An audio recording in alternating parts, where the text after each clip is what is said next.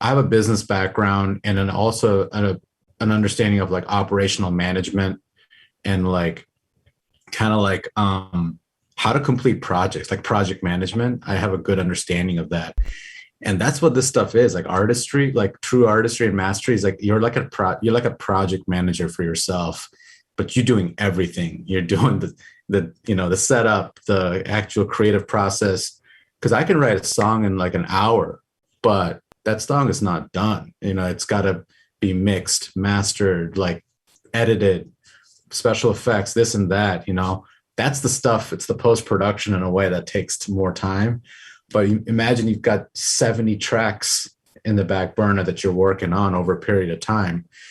It comes down to like how to finish those tracks properly, how to release them, artwork, all this stuff, marketing. How are you going to get them out there? Are you going to playlist them? There's so much going on. So if anyone that does this full time probably knows that like you're like this, you become like a machine, and the more you do it, the just easier it becomes, like this becomes like your muscle. You just go into the gym.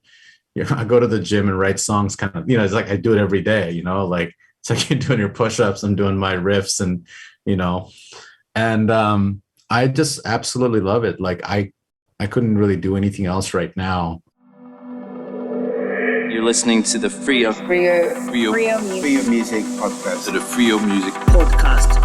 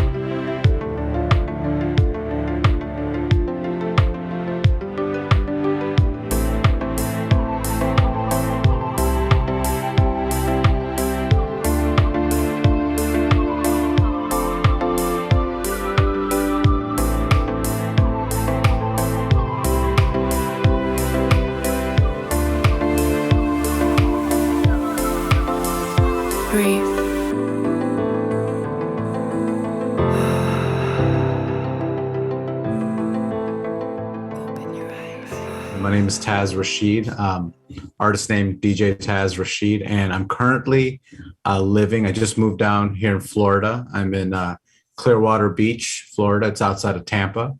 And yeah, I'm a father, husband, musician. That's pretty much my major roles right now. That's pretty much all I do. And how long have you been in Florida?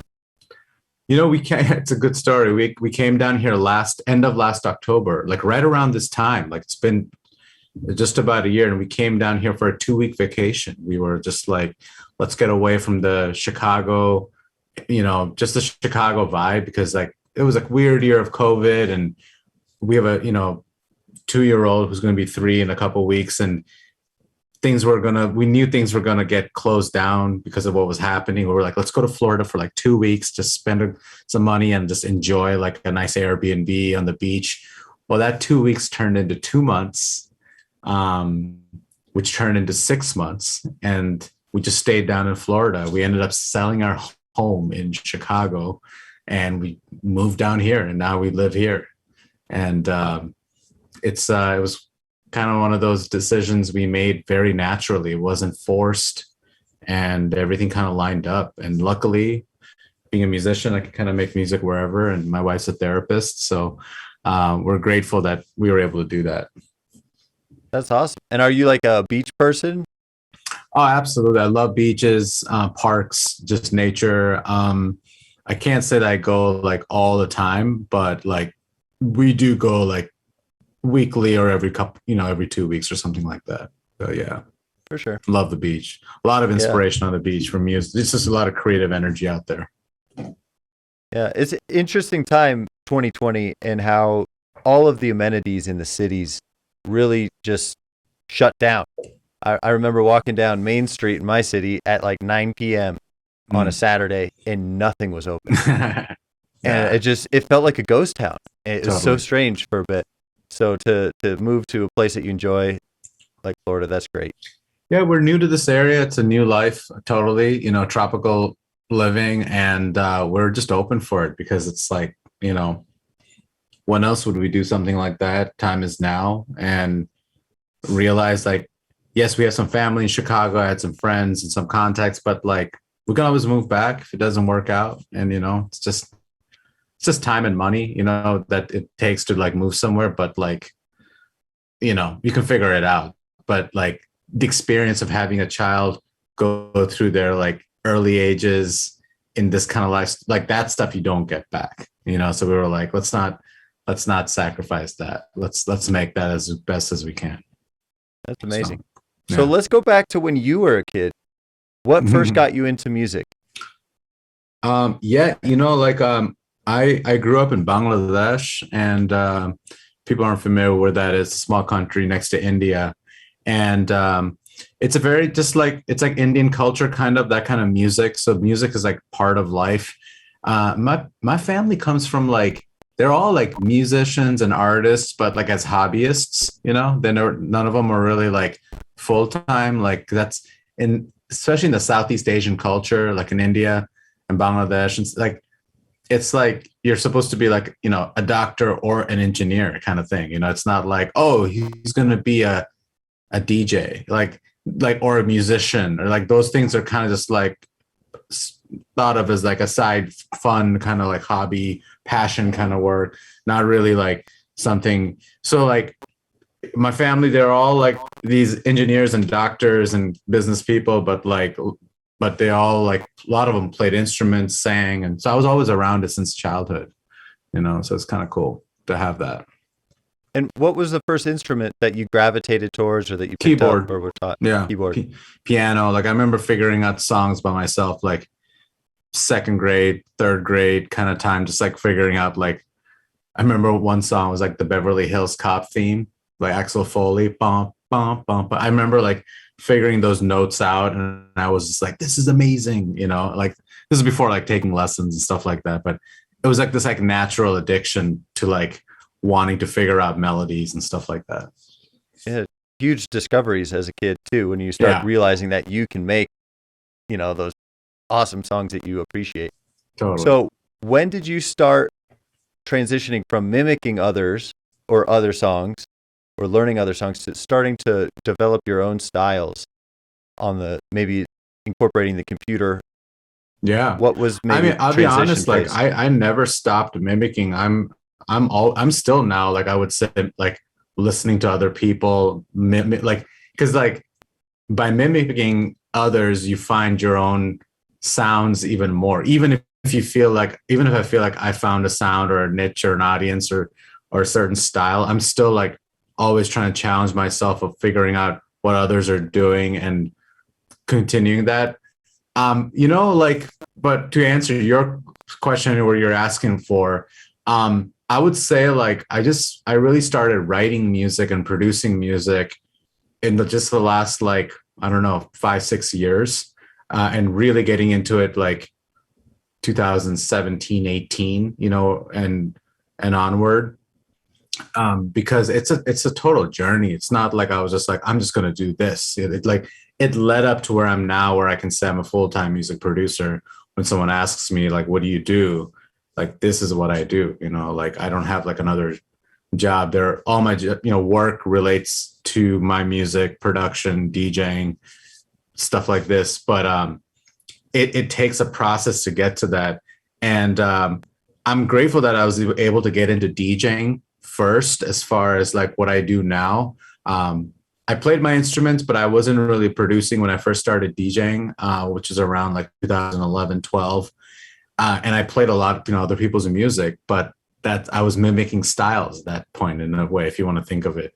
And then I was like, all right, I like these kinds of sounds. I like this kind of beat. And then that inspired me to start making my own music. Yeah. Well, I appreciate you describing that you're still exploring other people's ideas. I feel like it might be that engineer in you, that deep down engineer that wants to like figure out how did somebody else do it. And I'm also fascinated by that.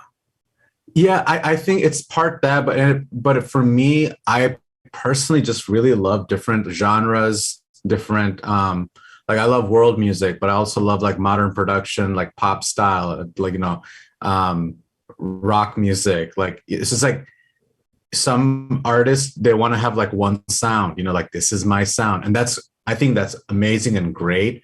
But if I did that, maybe it's not the best thing for a quote unquote brand as a sound, but like, I honestly want to just create whatever music I'm like feeling into or want to explore. Like I might make a world vibe, I might make an ambient song. I might make a hip hop vibe. Something might be housey. Obviously I'm still creating it. So like people will be like, oh, this sounds like Taz's song, but like, I am not going to restrict myself to like one kind of like specific genre or brand kind of like sound. That to me would feel like kind of stifling my expression. Well said. So what gives you the confidence to explore a new terrain or new genre? Honestly, if I hear something that I really like, I'm like, hey, why is that so great? Like, why did I like that song? What was it about that? And then I try to like kind of recreate it in my own way. It's like I, re-engineer it in my own process. And, in music production, in art, it's just in art in general. Like there's a great book called the Steal. I think it's called The Steal Like an Artist. There's like a couple books, but it talks about like how by really paying attention to what's going on out there, really like studying other artists and musicians, especially as you're like getting started, you'll learn so much about what you personally love and you'll see what's working out there. You don't have to like recreate the wheel. We don't have to sit and recreate, because at the end of the day, you didn't really think of anything. Okay. Everything that you're doing, you've been inspired by other people throughout your life. You didn't create anything new for the most part. Okay. Like most of everything that we're doing, is inspired by probably some rock song that I heard when I was younger. It's like everything is like I don't know what the word is, amalgam or something like that. Everything's playing off of one another. It's like this like orchestration internally of all the creativity that we've seen, witnessed. It's this program. So the sooner we can accept that fact that like we've been inspired by so much around us, the better and easier it feels. That this sounds like kind of like an Odessa track. This sounds a little bit sometimes like, this sounds like a Moby track. I love this artist named Moby. Sometimes I'll write something and be like, it sounds a little bit like, yeah, because if you like what you like and you're playing stuff, you're going to end up sounding sometimes like other styles or artists and things like that. So I think that's a great thing to just really become aware of in our creativity and what we're doing, because what we've been inspired by and through, it's going to come through our music. I mean, ask any artist about that. They'll tell you. Yeah, that's great that you were describing how your songs are a reflection of everything that you've experienced and all the music that's come through your ears throughout your life. It kind of speaks to empirical like observation, knowledge that comes through experience. And that's powerful that you don't hold it down in a way and you let that come through and you say, hey, it's fine if a track sounds like Moby, that's okay. It's going to come, it's still my track, it's coming through me, but it's just inspired perhaps by this other artist or sounds similar. Absolutely. And if someone tells me like, oh my God, this sounds like a Kygo song, or this sounds a little bit of like a Moby vibe, or this has like a little bit of an Odessa. I'm like, that's awesome. Thank you. Because I've written over 1,000 songs. You know what I mean? I have over like probably 1,000 tracks, and I don't care, because out of those hundreds of tracks that you write, every one of those tracks are not hits. You know what I mean? Let's be real. But a lot of them are good tracks that people play over and over. I see what's streaming and not.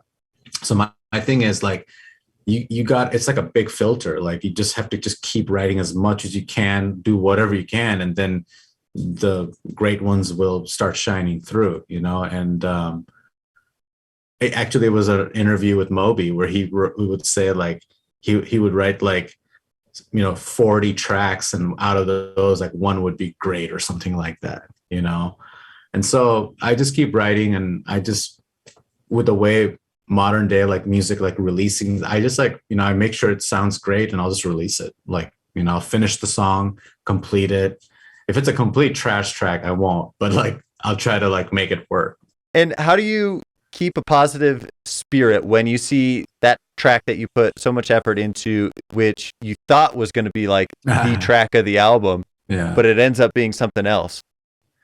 Yeah, no, that's great.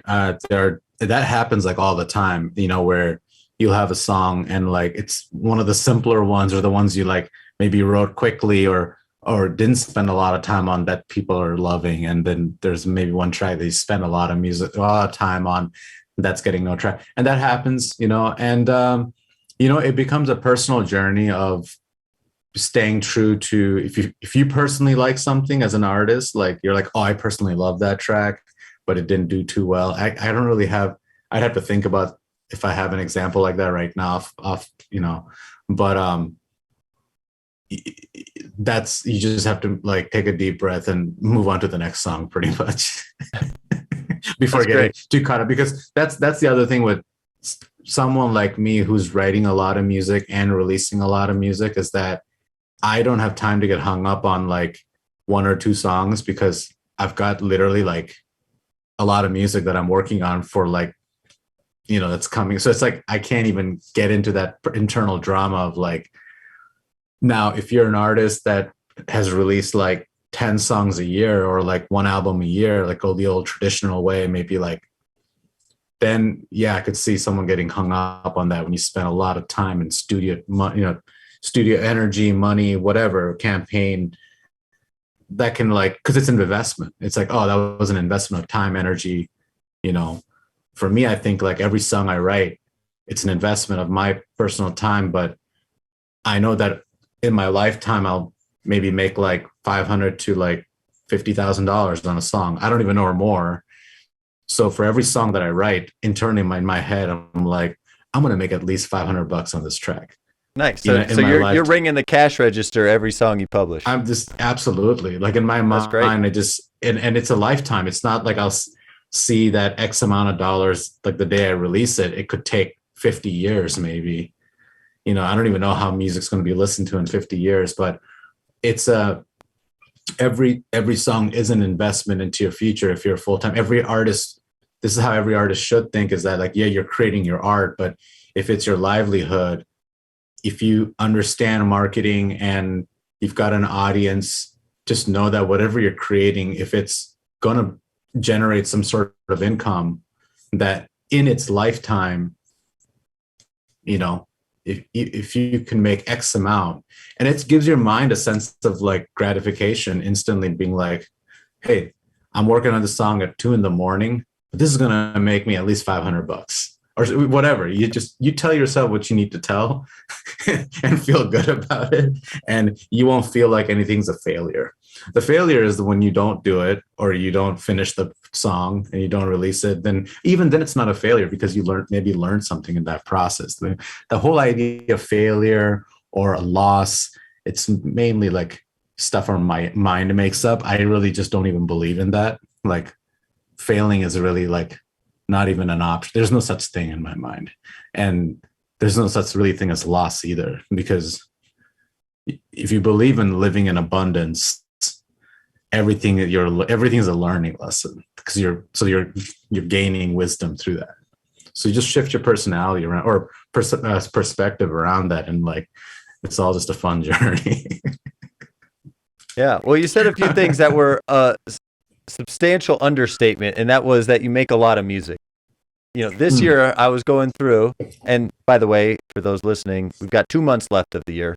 You've released over 73 tracks that I was able to dig up. You up. looked into it. That's awesome. Yeah. Is that the number? I haven't really even checked. Well, yeah. So straight from the albums, including the instrumentals. That is. Yeah.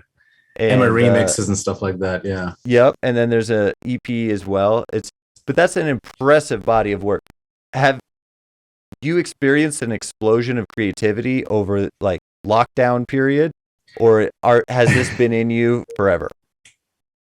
Honestly, I'm grateful for the whole COVID creative lockdown kind of, because, here's the deal. It's like, as a musician, if I just sat around usually and just made music, that I wouldn't be able to support my family unless I had some deal with some sort of institution or whatever, where every song I'm writing, it's just like I'm pumping it out and it's going out there and it's making money and everyone's happy. That's not the case. So for the last whatever years, I'd be touring quite a bit, sometimes 60, 70 shows a year.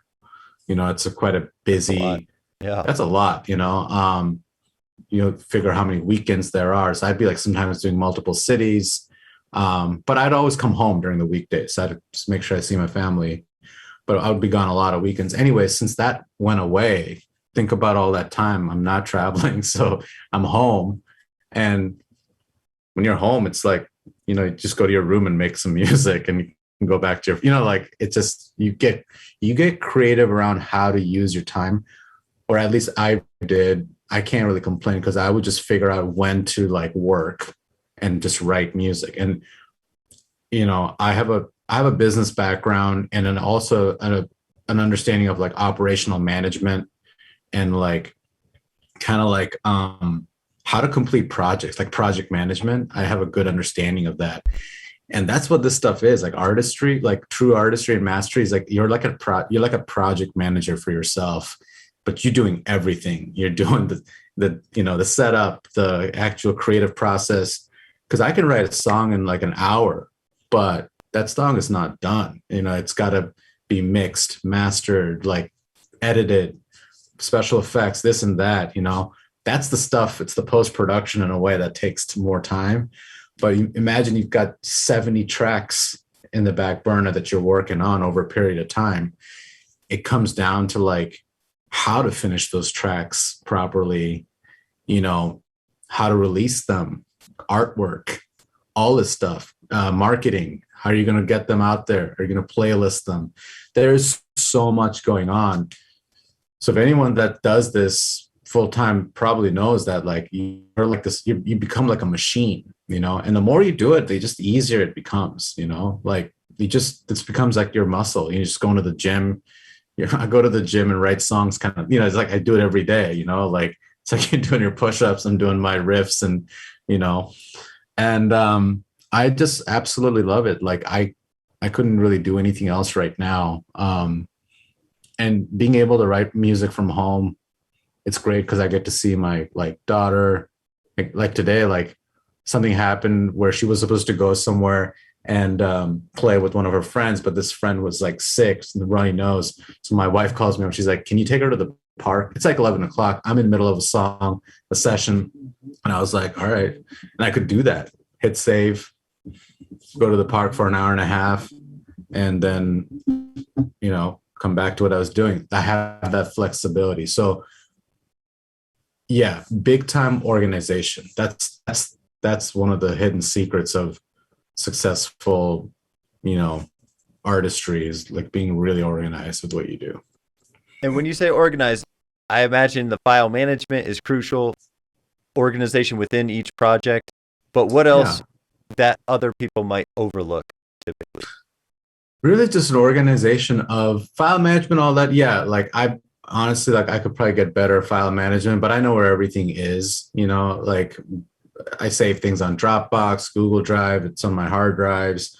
Like it's not like oh, there it is. Like it may take me 2 minutes sometimes to find something, like, but I know I can get it. And so that's very important. I think under the hood, it's really management of your personal day-to-day activity. Like, how do you use your time? Like, what are you spending your time doing? And if you're doing collaborations, if you're releasing stuff, how are you actually like, because if you understand the idea of like how people say, oh, time is money, and it's like how you're spending your time, and it's absolutely true. So if you know how to manage that, getting a calendar or whatever it is, blocking things out. It's like, I personally think it's good to get really organized that way. So especially like for the week, like before every week starts, like I'll look at my week and I'll just like plop things on there that I think I need to do. And then of course I move things around. I'm not like a military, general with it, but like it gives me a scope of like, these are my projects. This is what I'm working on. These are my main goals, is to like finish this, accomplish this, build this person. And that way, just I'm constantly just like grinding at my own schedule. So having a schedule, like when I was working in the 9 to 5 kind of corporate world, I had a schedule kind of in front of me, like it wasn't really literally it was like 9 to 6 maybe, or whatever it was. But my days were planned out pretty strongly for that job or whatever I had at the time. So when I moved into like 2011, when I got my own first planner, I remember like I was like handwriting stuff down. I was like, this is so weird. It was kind of difficult, to be honest. I was like, to like plan your life on like, because you're the boss, you know what I mean? You're your own boss. And I remember like that first year, and then I scrapped that after, like, I literally had a handwritten plan. It's like 2011, 12. But I remember getting organized even at that capacity, because I was just like, well, I've got like this 40, 50, 60 hours in the week. Like, what do I do with this? How do I make this work? But now everything's on calendar, obviously. So I really, like welcome people who are going on the entrepreneurial path or the artistry path of like getting an organizer, something that you write in a calendar or whatever, and just plotting things out like day by day. It has to be an hour by hour. Like I'm pretty much like hour by hour. I know what's going on. Do you have a morning routine or an evening routine? Yeah, it's like nowadays it's time with my daughter. Like, like in the morning, like before maybe I could get up and go meditate. And now it's just like that, those morning routines, unfortunately, is not steady at all. Working out happens, like a lot of those like things I would do happens on my personal time when I'm working. Like if I want to exercise, it's going to be during my work hours. It's not like, okay, I'm going to go work out, everybody, I'll be back, and then I'll start no, it's like, we've got family duties, so now I can't speak to my morning routines are like, get up with Sophia, my 2-year-old, and we'll do the dishes together. She's been coming into my room and playing drums and keyboard, so we'll maybe do like a song or two, and then I'll feed her, hang out with the family, and my wife will take her to a class, and then I'll get into my job. But if people, like I used to have morning routines where I would meditate more often. I like, one of my things at regular coffee, that's part of my morning ritual, I guess that's something I know I do every day kind of thing, at least during the weekdays. No, that's great though. That I think it's important too that you put in exercise into your day wherever it belongs, throughout the work day. It actually opens up time, I think. Say. Yeah. Well, I want to dive into a few songs. Deep Tropics, we'll start there. That's wow. Yeah. So we're going housey first.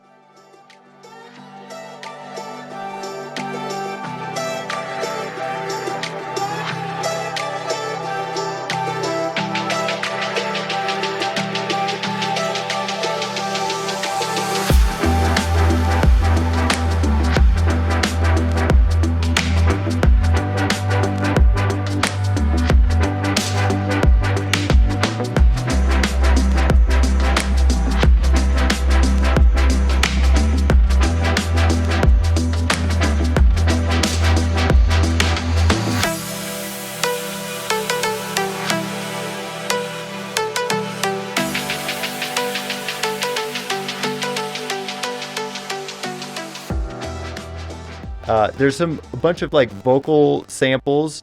Yeah. That you seem to have been playing the melody on the keyboard. Is that accurate? Yeah, keyboards are, melody, keyboards, samples. I do.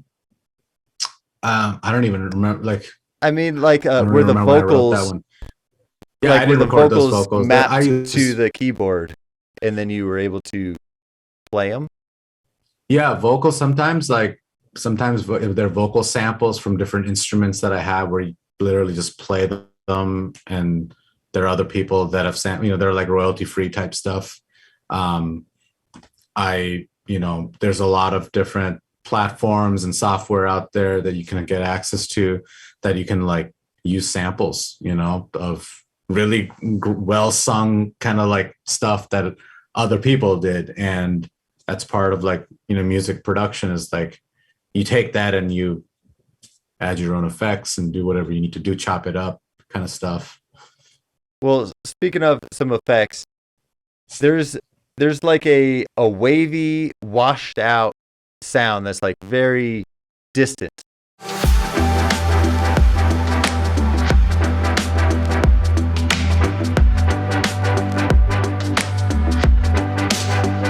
And I just wonder, when you're shaping these sounds or like creating these textures and adding effects, how do you decide and how do you filter what styles or what feel you're going for each track? Interesting.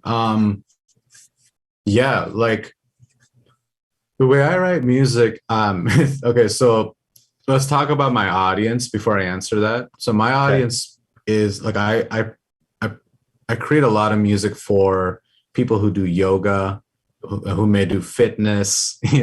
Of course, there's people who enjoy my music and to listen to them, but I would consider my music, for majority of it, is called like functional music, which means that this is a word that gets thrown out in the music world, where functional music is like, it's music that's being used for a specific activity or type of thing. It's, yes, like all music can be used for that, but like I'm specifically writing music with my mind for a certain kind of like community, whether it be a yoga class or maybe fitness. Like this whole album, like every song was designed with my mind first being like, the song needs to have some energy, right? Or like the song needs to be chill, or like the songs kind of need to be mellow, or this is like, so I think of like sometimes like a yoga class from like beginning to the end of a class, and I think like, where would this song fit in this like 60-minute class or whatever?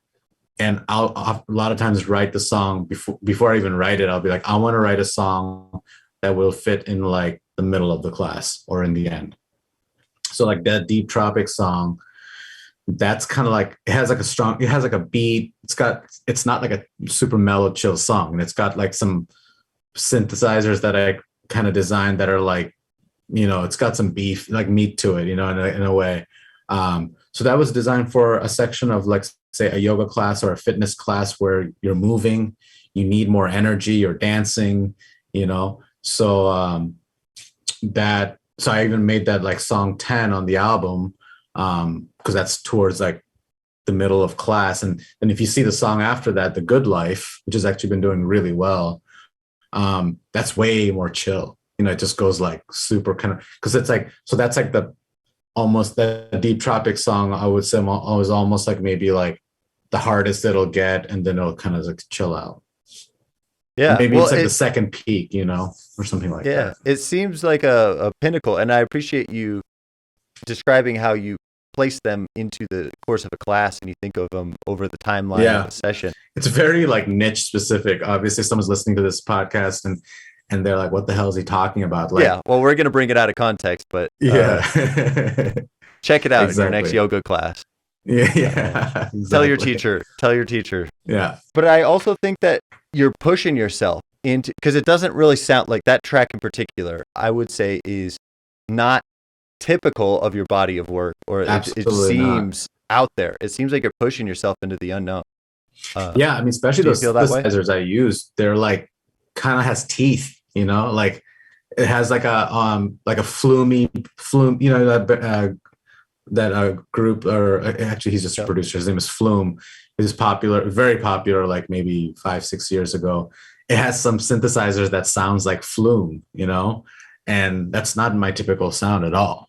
But I did that because I just I can do that and whatever, I don't know, like if someone does, I and it's can. surprisingly like there's people that have been like resharing that song in their videos, and I'm like kind of in my deep inside, I'm like surprised to see that because I know my audience, and I don't think that's a song that they would just like love because it's kind of different and it's a little bit more hard.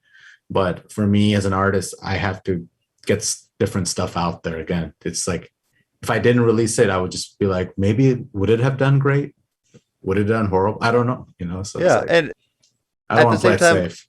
yeah, I also think that the numbers they do tell a story, but it's not a complete picture. Yeah. And some songs have more meaning than the numbers give it. Anyways, that's a really cool song. I appreciate you describing it a little bit and venturing out so far, kind of like on the branch. That branch is bending. It's like how far can you go before you start to be walking on air? And So you were asking about like some of this kind of like wavy, arpeggiated, wavy kind of sound. Yeah, like there's specifically in end. that song there, Yeah. that's a sound that I've been kind of repeating in some of my tracks. If you listen to my song Hold Tight or even The Good Life, like it's a synthesizer that I kind of designed with a couple different effects, and I'm starting to use that in different tracks and albums. So it's like, so as an artist, like you'll start having different sounds that you absolutely love, or you reuse it purposefully. So if someone likes that, they're like, oh, it sounds like his song, or like it sounds like a sound that he uses, kind of thing. That's a nice hack to kind of develop a style, is to create a sound that's unique to you. Yeah. And that could be recycled or reused or reshaped in some way. Yeah, exactly. So that's cool. Now, on the plug-in and more technical side of producing, what tools did you use to make that? Was that like a Serum synthesizer, or what plugins do you like to use? That was not a Serum. I do love Serum. That was like a kind of like a vintage kind of analog synth from Arturia, which is like they do a lot of like vintage synthesizer modeling. I'm not sure exactly which one it is, but it's from their Analog V compilation. And then I added a couple of different things to it where I shaped it, so it's like really kind of like pokes through saturation. I use this a Waves plugin called it's like the Bauer Motion, so it kind of feels like it's going around your head, stuff like that. But yeah, so it's just like a different chain of stuff, and I save that. It's like after you create something and you like it, save it, and then you can reuse it easily. You don't have to create it every time. Great tip there for any musicians out there. Yeah, just whatever you create something, save that. Like you don't have to create a new sound every time. Like it's like if you think of yourself as a band, like even like say just whatever, like just think of like, I'm just saying like a traditional band like the Beatles from like their early days, right? Most of their instruments sounded the same in most songs, the piano, the guitar, maybe a little bit different, but like if you think of yourself as a band, you start getting sounds that you just like. But we're lucky because we have a million sounds at our fingertips, but that's also unlucky because you have a million sounds. So you're like, what do you do? Paradox of choice. Sometimes less is more, Spirit of the Land. That is very mystical track that I feel has some like indigenous vibes.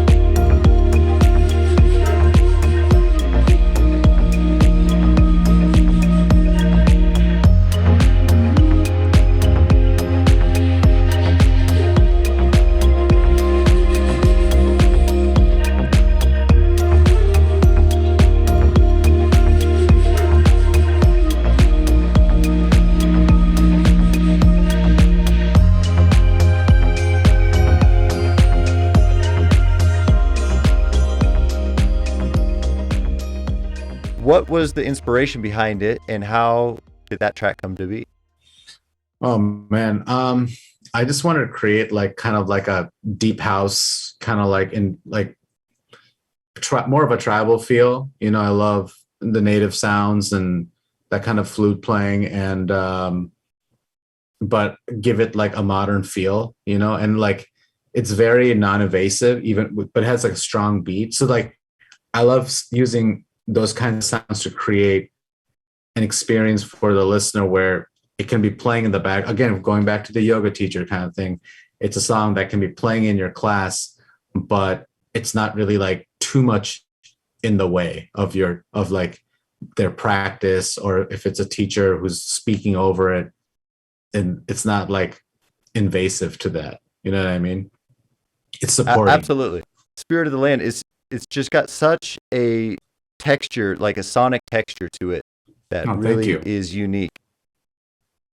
Yeah, no, I appreciate that. And you know, I actually teach a workshop for like yoga teachers on how to create really great playlists and things like that. And one of the things I tell people is that, like, because sometimes people ask me like, what's yoga music? I'm like, you know, it doesn't matter if it's a super ambient song with a flute or a sitar or a dubstep song. There's a time and place for every song. Okay. So there's no like, oh, this is the best song or this is the worst song. You know, like that dubstep song could have been perfect for like an abs section, you know, where someone's doing abs or like strong crunches or like squats or breath of whatever. fire. Like, yeah, absolutely. There's a time and place for things like that. So understanding that, you have to become like you have to become like like a Hans Zimmer or like a music supervisor for a movie where you're selecting the music for the background. That's what you have to become like for a yoga teacher, is like you're scoring your own class's music, you know? So that dubstep song during Happy Baby, unless they had some specific intention of why they chose that, like it's not really a good choice, maybe, you know, there's better options, let's just say. Yeah. So knowing when to play it is the key, you know, element for that. Yeah. Well, I appreciate you pointing that out, that there is a time and a place for it. Absolutely. And to build that energy up to that point in a cohesive way. You got to plan it out, you know, and like a set list or something. Yes, that's what it is. Like yoga teachers are like DJs. They don't, I mean, you have to think of yourself. If you're a yoga teacher or a fitness teacher, especially fitness, and you're pretty much creating your playlist like a DJ, like whether you realize it or not. And fitness people are pretty good about it. Yoga teachers, they are good, and because there's really no like training around stuff like that. That's why I had created this course that it was called My Best Playlist. I've taught it at festivals and yoga studios and stuff like that. And it's fun. It's always like yoga teachers who are like, they want to learn. So I teach them a system that I've used, you know, when I'm scoring music for yoga classes, because I do that. And people love it. It can help someone like in the hour and a half or whatever it is, they can walk away with the knowledge and put it into practice right away. So I'd like to talk about one other song for sure, and that's Nourish the Soul. Oh, cool. Yeah.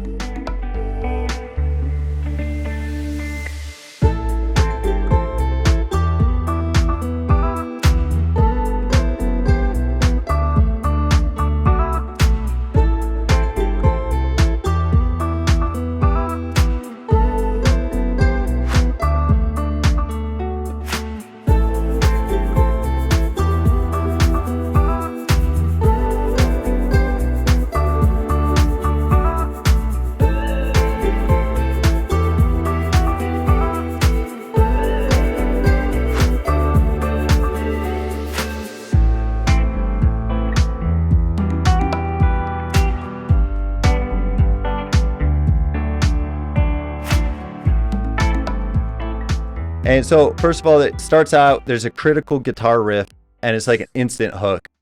And it's just so memorable. As soon as you go back to that song, you're like, oh my God, I recognize this one. It sticks in your brain, even if it like doesn't like play on repeat, like, you know, when the song's annoying, stuck in your brain. Yeah. But it's really like that riff is like seared in, and it really stands out throughout the whole song. And then there's like a harmonic element to it. Like there's two notes, I believe, on some of the melody. Mm-hmm. Yeah, that's a great song I wrote with another music producer named Momentology, and we had a lot of fun with that. I mean, we both play guitar on that song, I believe. I'm not sure who played what, um, but like it's great to collaborate with other artists. Him and I have made a lot of music together, and yeah, I mean, I remember we wrote a lot of that music in like literally a week, like and we were in Florida in his place a couple of years ago, and we just wrote all that, playing guitar. Some of the songs have this instrument called a charango, and I think he's definitely playing the charango. It's like a native instrument, and from South America, and yeah, so that was a lot of fun. Charango. I'm gonna have to look that one up. Yeah, that's cool. Yeah. Yeah, there's it's so simple. Like the piano is very simple. There's minimal hand percussion. I feel like there's not an extra layer. It's like stripped down to the bare essence, but it's more than enough in a way. But it's not. It's very minimalistic, I would say. Yeah. Do you feel that? Yeah, a lot of this music is minimal, and that's kind of like done on purpose, and it works. Like they still have this kind of music, has a lot of it, like especially what I put out there has elements of an intro, verse, chorus, bridge, these kind of traditional music ideas of like say pop music or whatever, but it's done minimally in this kind of like format for say like a yoga class or a yoga audience. But anybody could enjoy that track, for example. It doesn't matter if you're in the yoga world or not, but it just seems to suit people who are creating yoga playlists. You know what I mean? And that song has done really well. I think it's on Spotify, at least it's in my top 10 kind of tracks, stuff like that. Yeah, well, it's a really cool song. There's like a breakdown. It goes very minimal, and then there's some like birds, like organic sounds. Yeah. And then it pops out of that onto like cloud hop and flow. That's all I could come up with. Mm-hmm. It's just a very light, uplifting feel to the whole track. Totally. No, it's a fun track, and I love it. How are you able to create so many tracks? What do you do when you're not feeling productive, or when your creativity is not coming through your fingers or keyboards or whatever you're working on? How do you keep making music so consistently? Yeah, I think a lot of people think that like, okay, I'll speak for myself. I can't speak for other people. So for me, like I go through like, what's the best way to think of this? I'm always creating music, but it's not like I'm always making music for myself. A lot of times I'm making music for other people. So I've seen what works for me is showing up to the craft, to my studio and just writing something, whoever it's for. So like I've managed to stay busy with either my own work or clients' work or something. But what I've seen is that if you just say yes to the work in general, if you believe in some ideas like the muse or your creative higher power, whatever, it's not like they're going to really judge whose song you're writing for. It's like you're just showing up to the task, right? So for me, a lot of people are like, oh my God, you're constantly writing music. Like, it's like a yes and a no. Like I may have to write like 5 songs for a client or whatever, but because say I'm taking on that project, I might be inspired from that project to write like 5 more songs for myself or something like that, So a lot of times, to be honest, like I will have like, it's like you're flooded with creativity where you'll write like 10 songs in like 3 days, The key thing to do when those times happen, and sometimes they happen like a couple times throughout the year, like maybe like 5, 6, whatever times it is. What I'll say to it, I think the secret to those kinds of times is to not sit there and edit your song at all, is to quickly, like as quickly as possible, get the main ideas down and move on to the next one. You just you don't sit there and judge, is this good or bad? Like, of course, you want to make it sound decent enough or whatever, but don't spend like post-production time. Just get the idea down, spend maybe like half an hour or whatever, even if it's like a solid like 30 seconds of the song, get it and then move on. I just did this like in July. I didn't even have my studio. I was up in Chicago. I'll give an example. I had my laptop and this small keyboard, this little MIDI keyboard that I had with me. And I was at my wife's, my in-laws place. So I just had some, like, I didn't even have all my plugins or my sounds. I just had Serum and some drum samples and some whatever that I had on a hard drive. I wrote like 10 tracks that are like super great, in my opinion, in like 2 days. And now I'm editing them and making them into like full tracks. But I wrote them all in like, I was just like, on to the next one. So know how your creative process works, and it's personalized for individuals. I know that when I'm in a creative space, I just write, and then I'll come back sometimes weeks or even months later, and then I'll edit them, finish them up.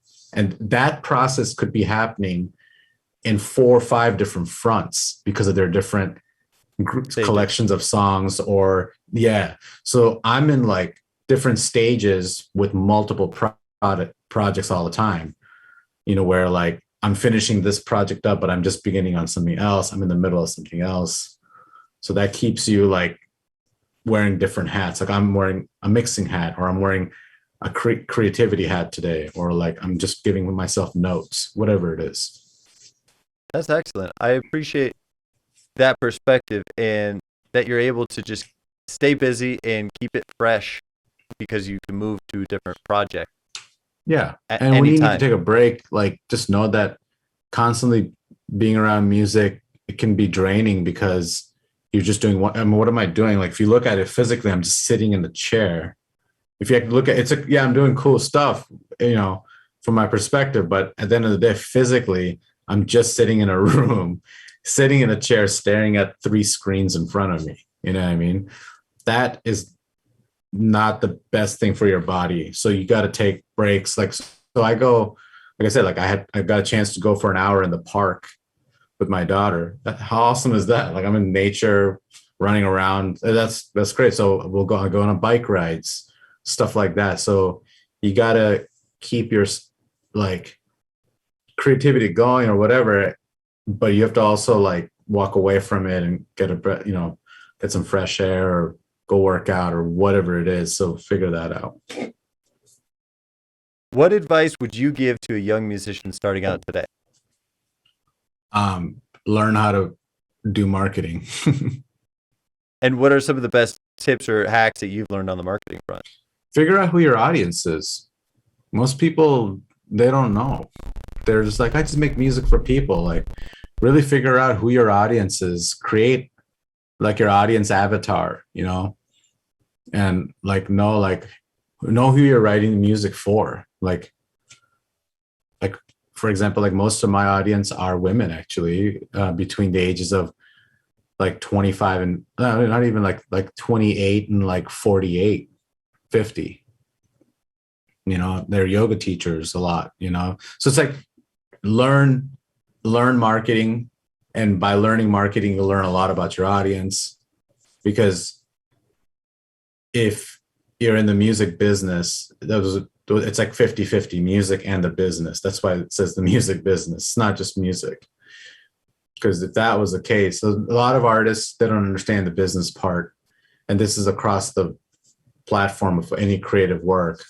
So learn your own business, and learn to master it as much as you can, because if you don't do it, no one else will for you. I don't care who you are, unless you're some super talented person who has a manager who you're probably going to give like 20-30% of your share, things to, or you're part of a label, and a label might take 50-60%. Everything costs money. No one's just going to do it for you. So you got to really teach yourself as much as you can from the beginning. Learn to collect people's emails however you can at shows, when you're playing gigs, so you can stay in touch with them. That was one of the best things I did when I started off back in 2012, 2013. I would pass around a clipboard and share like my mix with them or a free song or something. And I have like over 60,000 emails now because of that. Wow, that's powerful. Yeah, and like, so social media can go away, but no one's going to take my email. I mean, everyone still operates on some sort of email, like TikTok algorithm. I'm not even on TikTok really, but I'm just saying a TikTok, Instagram, it takes one click and their algorithm's different and they're not seeing your posts, like, but email is something that people check, even if it goes in their spam folder or whatever, they're still, you can share it with them whenever you want, how many times you want. And is it like an evergreen resource, right? Something new comes up, a new t-shirt drops, a new album, you get a fresh email out there. And I usually send like one email a week. Sometimes like twice a month, but like usually like one thing just to like say hi to them. And it's not like everyone's reading everything all the time, but you just stay relevant to their world, and like they see it when they want to read it, they will, if you've got a new album, like how are you going to get the word out? This is especially for DIY, independent musicians. And if you've got a label, you better make sure that label knows a ton about marketing and is getting you on playlists and this and that, because you're giving most times, like I said, 50-60% of your earnings and ownership of the music to the label. So it's not just fun to be a part of a label. The whole point is for the label to like, quote unquote, make you famous or whatever to their capacity. I don't have a label I work with, and I don't know, like it would just really need to make sense. So what items would you delegate? Do you delegate anything? Because I'm not touring these days as much as I normally did, I'm pretty much doing most of my stuff. Like I do my own graphics now. I've taught myself Photoshop, so I do all my album art. I don't master my music, so I have a mastering engineer who masters my music. I have to pay for that. But I recommend that, like it's good to have a professional mastering person for your music. But I'm trying to think, like when I did tour, like I had someone that I would pay to help me find assistance on tour, stuff like that. I highly recommend, like there's companies like Fiverr or whatever, like virtual assistants for whatever kind of work you need, whether it's graphics or things like that. I've used a lot of, different services like that in the past where I needed someone to help me with, like, say an example, like I went to an event where I collected 600 emails, for example, but it was handwritten. I don't want to sit there and type out one by one. So I scanned them, sent it to somebody who sat there, and I paid them for it. It was like a job for them, but I didn't have to do that. So learn to like figure out what you're good at and then pay other people to do certain things. Like I used to pay for my graphic design, but I don't anymore because I can easily do it. And I know what I want. Excellent advice. And I imagine too, you sitting there typing out those emails would have been torture for you. Oh, yeah. And so to be able to have somebody else do it while you're focused on generating more content, getting more emails or whatever you're doing or engaging with the email list, that's a more productive use of your time. That's great. Absolutely. Yeah. Know what you like to do. And if you absolutely hate doing something, then find someone to replace yourself for that. Like if I, for some reason, hated writing my newsletters, which I don't. I actually enjoy them. They're short, simple, whatever. But if I was like, I cannot do it, I would hire someone to do that for me. But then if you do that, then you got to read it yourself and make sure it's good. And there's edits, you're going back and forth. So it just depends, like how, like, for example, like I'll give you an example, like video editing. There are people who are 100 times better at video editing than me, I'm sure. But sometimes it becomes such a personal thing that only you know what it's supposed to look like, where it's just easier to learn and do it yourself because you may put in the time and energy for all that editing and stuff anyway. So might as well learn how to do it.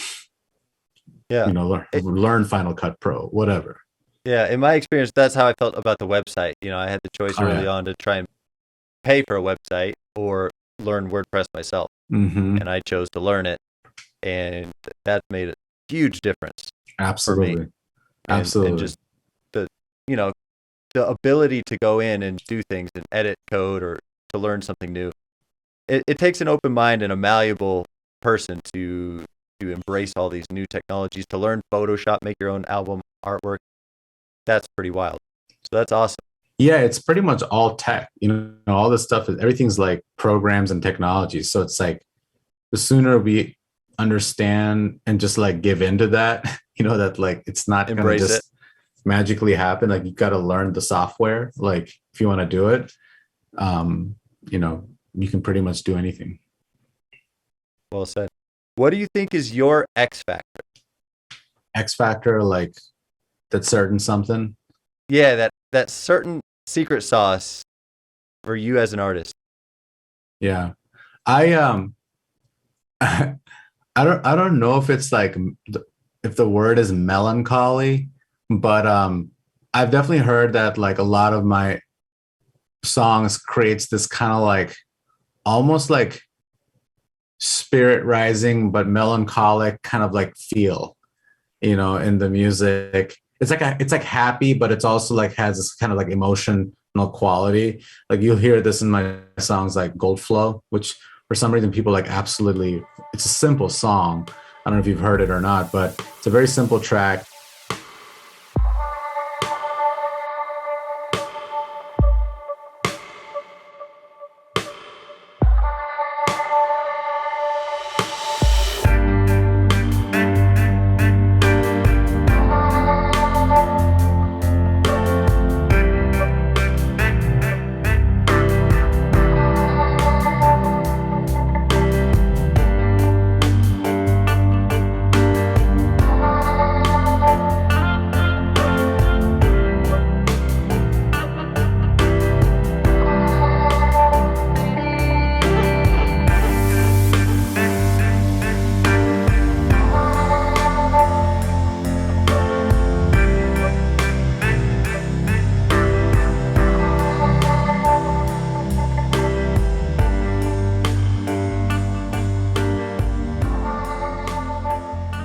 But people are like, they're like, I don't know what it is. It's like a feeling that gets invoked. And a lot of people have said this about a lot of my music. It's like this kind of like spirit, kind of like awakening or something internally. I would say that's what I work with, is like, how can I raise your vibes with that? Like, that's where I'm writing with, is like, how can I expand your consciousness or your lift your spirits, with my music. And I think another X factor would be the simplicity. Like I honestly just like try to keep things simple as much as possible. Do you struggle with perfectionism? And if so, what tactics do you have to get out your tracks? No, to be honest, like perfection. I mean, even the idea, like what is perfectionism? Like there's no such thing as a perfect song. You can always find errors. Things can always be better. Perfectionism, in my opinion, if someone's like, I'm a perfectionist, I don't know. Like, I will probably not want to work with that person because it's going to slow things down. Edits after edits, not like nothing against them. I personally, like, if someone says that to me, it's like, okay, it's like a warning. Like, because a lot of times perfectionism can actually slow people down from actually releasing music because they're like, it's not ready yet, maybe that's a good thing for them, because when it's perfect in their viewpoint, that's when it is like great and they can rock it. I just don't really deal with it. For me, like I'm pretty easy with my ears. Be like, all right, that sounds great enough. It's ready to go. I don't sit there and analyze it meticulously, because I've got other things cooking pretty much, and I got to move on. That's great. I'll say, like, I'm not creating music for other producers. I'm not making music for audiophiles or like super like people. I'm not like worried that, other producers going to like judge me. Like they're going to judge me either way. You know what I mean? Like someone's going to judge you either way, but a lot of people get a lot of people stop from releasing because they're releasing stuff and trying to sound cool for like other music producers. And well, that's really like not even most of our audience. Like my audience doesn't really care how much time I spent on the mix. They just wanted to sound cool and good, you know, like they care less. Yeah. What was a major turning point in your life and or a failure or a perceived failure from the outside that maybe it was actually a setup for future success? In the music world, or like kind of how just in general? Wherever you want to take it.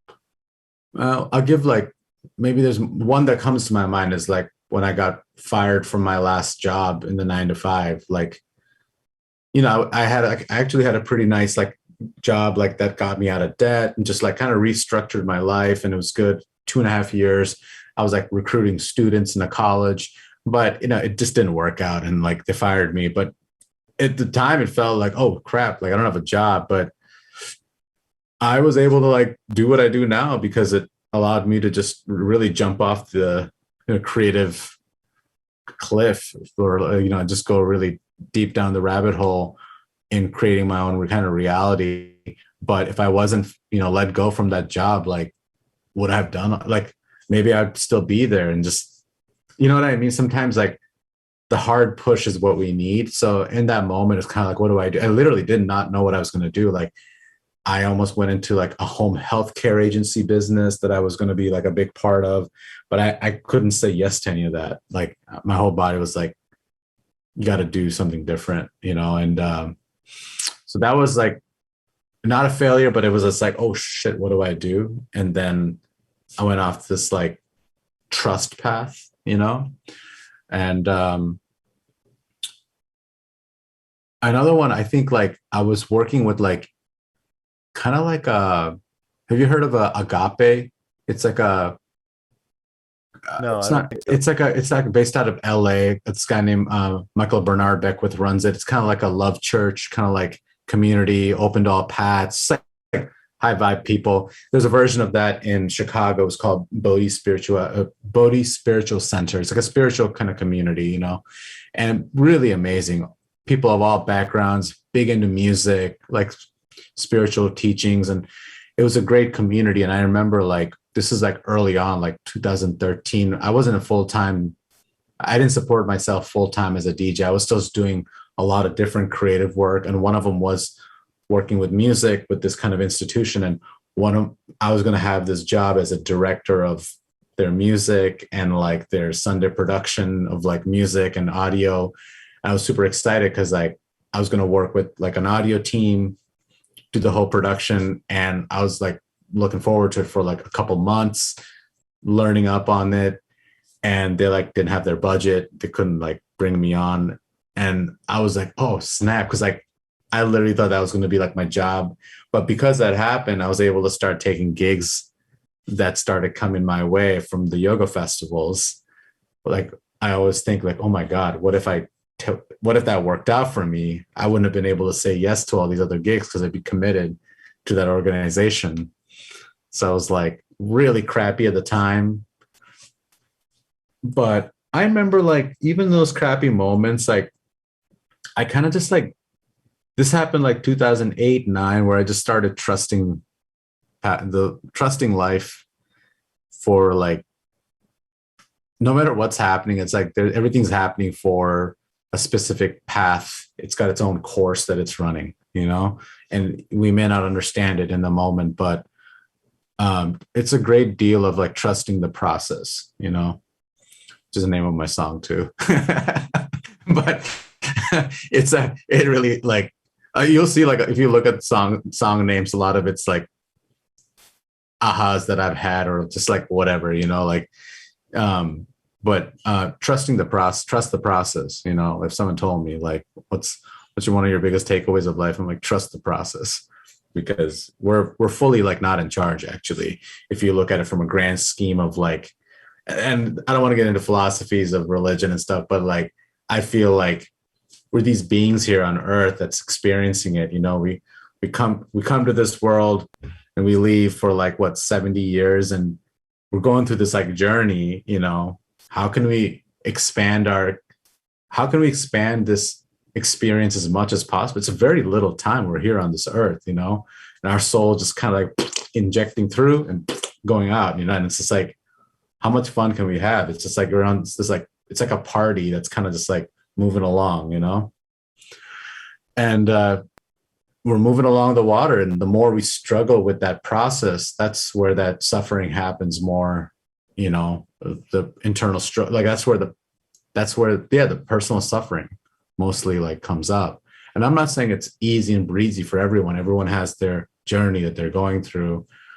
I've just seen for myself, like when the bad thing happens, or that I don't get this gig, or this doesn't work out, or I get fired here, or whatever it is, just trust it, take a deep breath, and ask the universe, like, what else do you have for me? Like, what else you got, kind of thing. It's just like, make it like a living experience. Like when things aren't good, just like talk to the universe.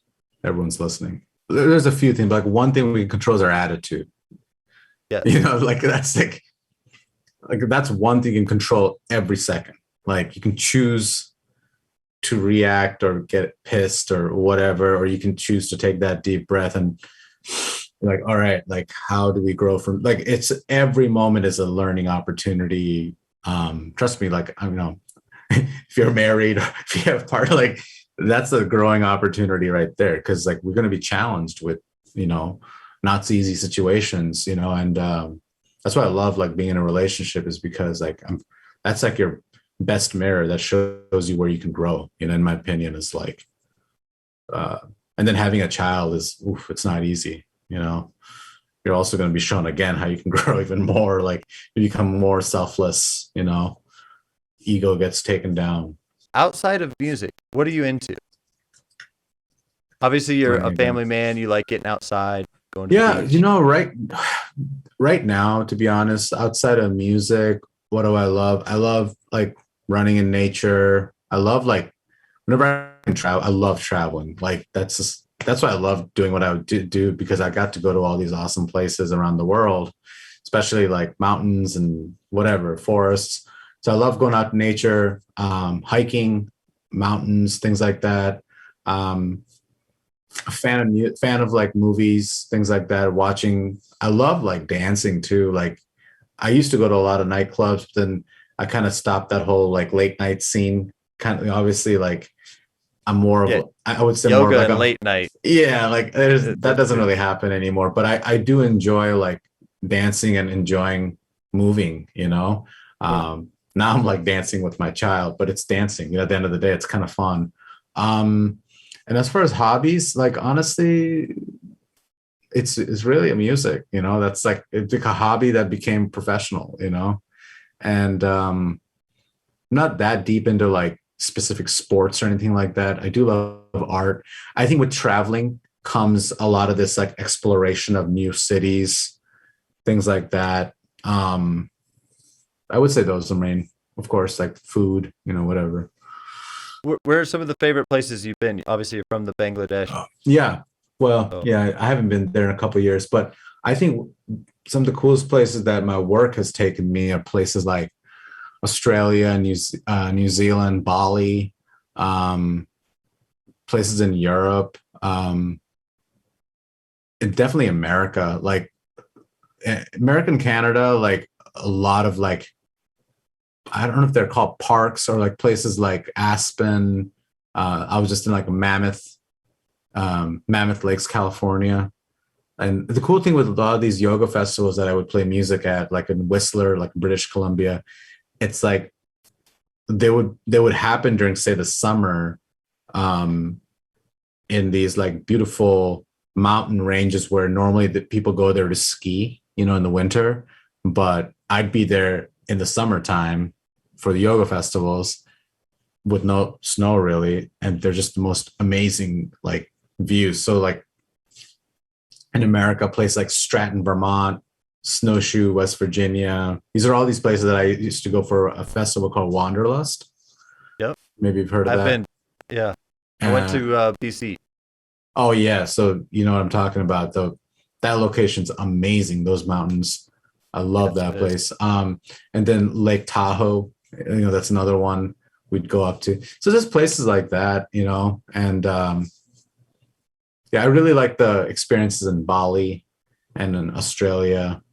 But there needs to be effort. Like even when you go out to events like that, you have to make the effort to go outside of the festival to like explore, and that takes work, planning and arranging, because otherwise you could literally just go to a festival, stay in your hotel or whatever you're staying, go do your sets, and then come back and fly back. And a lot of people do that, and I've kind of just been doing that more recently, and like just showing up, playing and going, because especially with a child, it's like I can't just stay around. Like I would go to a gig, do my gig and come home because I got a family to take care of, kind of thing.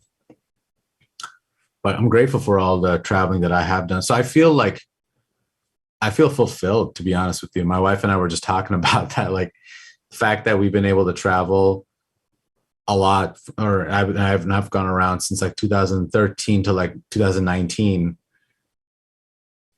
I feel good about it. Like it's not like, oh, I never got to do that. It's like I got to do a ton of that, Well, what are the best links that people can connect with you if they don't already know your music, or if they want to reach out and learn more, follow you online? Yeah, just any music platform, just look up DJ Taz Rashid. You can find my albums. It's my website, djtazrashid.com. And on any social media, it's just DJ Taz Rashid, and you can just find me. And if you go to my website, like I actually have some like free music that people can download and use in their videos and things like that. So you can check that out. I love playing. I still love playing doing events. And I've been doing a lot of outdoor events. So if anyone's listening to this that does festivals, or you're a yoga studio owner or like to do events, feel free to reach out, and I'm more than happy to have a conversation, because to me, that gives me a lot of joy to actually do the live events.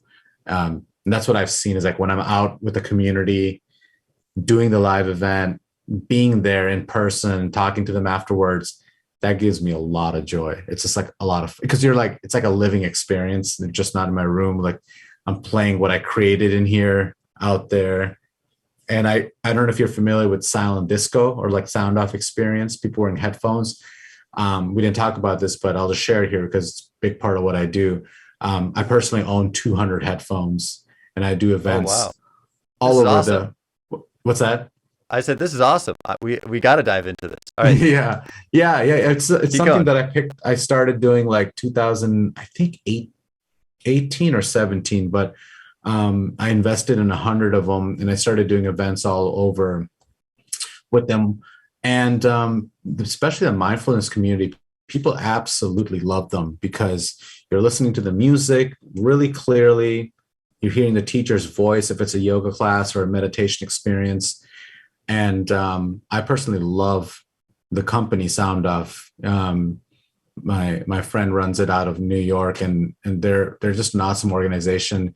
So I went ahead and invested another 100, and now I do events, just US. I don't travel with them internationally because that's a whole different like tariffs and whatnot.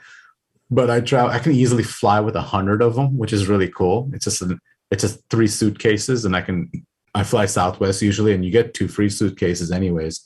So I can roll up to anywhere in the country, wherever, and with 100 headphones easily. And I do events, and mostly they're like outdoor events, sometimes indoor now. And people absolutely, they'll love the experience of all ages. It's not like a fad or just like, oh, it's just a cool thing for now. Like, I just know that people are going to be doing it more and more. And it's a solid music experience in my opinion. I can play the binaural beats music, if you're familiar with that, where it's 2 different frequencies. So you can only do that with headphones. So now I can play that music that I produce when I could be outdoors with like 100 people or 200 people, wherever in the world. And I don't need I don't need like a speaker system. Everyone's got headphones, and you can get the effects of the different frequencies and whatnot. It's really cool. It's awesome tech. And I'm a little curious about it because I've been at some where there's two DJs and you can be on like the red or the blue frequency or whatever, and you can see the crowd. And then suddenly the blues are getting down. And you're like, oh, okay, well, I got to switch, and then the reds. So it's kind of cool that you have that flexibility, and you can watch the crowd's reaction. And in a way, it's as a DJ, I would imagine you get like real time feedback. You're like, okay, all my blues just switched to red. Yeah. That was a bad transition or whatever it was. So how does it work maybe a little bit under the hood? Is it radio frequencies? Yeah, it's radio frequency. And so you just need to make sure wherever you are that you just have like a grounded electrical plug so you're getting good clean energy into your thing. And it's good to invest in if you're working with a yoga teacher, it's like I invested in like a $1,200 wireless microphone. So it's more expensive, but if you're traveling, there's different frequencies all over. But the sound off headphones, they're like flawless in my opinion. Like they're just really great. And most of the events I do, there's just one DJ. There's just me and playing the music. So no one's switching channels, but I've done tons of the 3 DJ sound off experience where people are switching through, and it's a lot of fun. And it gets like, you see the colors changing, and it is feedback right away. And I just did one at Vermont University, and there was like 2 other DJs and 2 different nights, and it's just fun to see what kids are into and like what you play, people like or don't like. And I love it. I actually have 3 different transmitters, so I could do that experience for people where we could invite 2 other DJs and do that. And that's better for like dance parties and stuff like that, obviously. But if you're doing like a yoga class or a meditation class, you don't need 3 DJs. You just need 1 and a teacher. 3 people ohming in your ears. Yeah. Like, I want to go to this other, he's got binaural frequencies here. Let's go over there. No. No, that's cool. Well, you're the guy with the most headphones that I know. So you set that record in my book. That's awesome, though. I really appreciate those silent experiences, and it obviously creates silence as well as like a very crystal clear experience for everybody. Yes. And so no matter where you are in the room, you're not going to get the wrong picture of sound. No, and people can turn them up or down themselves, which is really cool. But I usually have like a mixer, like a simple, 12 channel mixer, just like a small one. And I can create the mix in my head. So I can, as being a music producer is a good thing. I can know what frequencies to cut to give that experience. So I'm grateful for that understanding of music mixing, because I have to actually do that, and other cool thing I'll share is that a lot of people are like, well, how do you get power? Like I've actually found things where I can have like a small battery pack where I can be on a beach. I don't have to like rent a giant like generator making all that noise and pump, like whatever sound. I have like a battery pack that I am able to do my whole thing for like 2 hours anywhere. And that thing weighs like maybe 7-8 pounds, if that. So I can even fly with this thing. That's awesome. Yeah. It's kind of crazy. Cool stuff. Yeah. I don't even need a generator, Yeah. That's cool. Well, last questions for you. It's open-ended. Is there anything else that you'd like to share? I'll just share that like there's a lot of people who are excited about becoming a musician or an artist. I'll just share this like true honesty is that like it takes a lot of work. It could be very easy, but it's work. You have to show up to yourself and to your craft on the regular, and I think that it's possible for just about anybody to do it. But I think perseverance is like a secret. Like you just have to keep showing up to what you want to actually do. If it's your dream or whatever, like really understand what you want to get into. So this is a message to the folks who are like getting into it more so, because a lot of people, like most people probably are listening to this are either in that path maybe, or maybe they're thinking about it. I will say that like surround yourself with whatever craft it is that you are thinking about getting into or are into. Like you have to just be immersed, in my opinion. Like I am still immersed in tutorials, in education, even though I'm doing it full time. Like the learning never stops. In my opinion, it should not stop. I'm forever a student for whatever I'm into. And it happens to be right now big time music. So I'm constantly watching videos, investing in myself, buying new soft, whatever it is. Like I'm constantly investing because again, I'll be dead in like 30 years. If I look back and be like, man, I gave that everything, then I can just like, I feel that, you know, like, so show up to yourself, you know, keep trying over and over, you know, you don't know when it'll click. There's no such thing as failure. You just keep learning and the journey continues, you know, and it can be an amazing journey. That's the thing, is that it's your personal process, and it can be the most fulfilling feeling when you show up to yourself and you figure out how to make it work. Well, Taz, thank you so much for your time here today, for sharing your music. You put out over 70 tracks this year. I feel like that's just an abundance of generosity and creativity and talent coming through. And so I appreciate you talking about everything that you did. So thanks for your time, and appreciate you being on the show. Thank you, Michael, for having me. Appreciate it.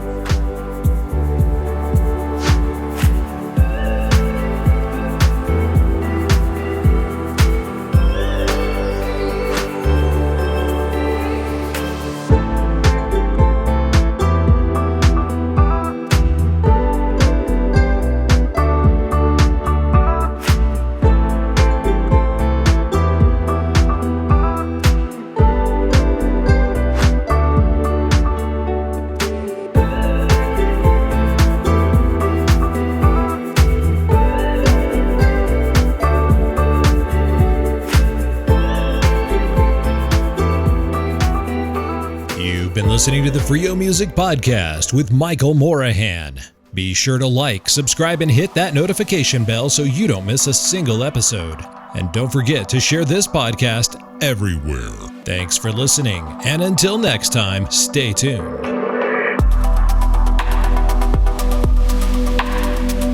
Freio Music, Freio Music, Freio Music, Freio Music. You are listening to Freio Music.